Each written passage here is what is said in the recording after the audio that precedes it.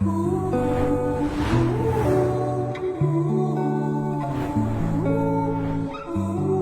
aquesta sala no havia vingut mai, havia anat als vespres de l'estiu i la veritat és que és increïble. Vull dir, i el sol, la llum, vull dir que ho fa tot molt preciós. Ens hem emocionat. Ja és per la música, per l'ambient, però també per tornar-ho a viure en directe i és necessari. I és bonic poder-ho fer en espais així emblemàtics diferents.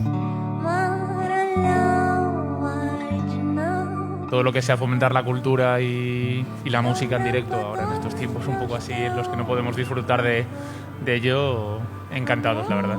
La sensació sempre és com d'un regal perquè han caigut tants concerts que llavors cada concert que ve és com anem a viure-ho al màxim, no? Sembla que és una proposta molt interessant i és una manera de completar una miqueta el paper que pot tenir una universitat, tota la vessant cultural que pot arribar a donar a una ciutat com aquesta i que a més el lloc ho permet. No em sembla gens forçat fer-ho aquí, em sembla que tot encaixa molt bé.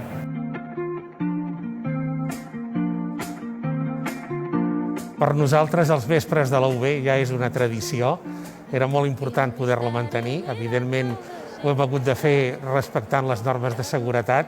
Per tant, el que volem donar avui, com a Universitat de Barcelona, és també un missatge d'optimisme i un missatge de confiança i també un missatge de que sempre defensarem el món de la cultura i de l'art i, en aquest cas, molt especialment, el món de la música.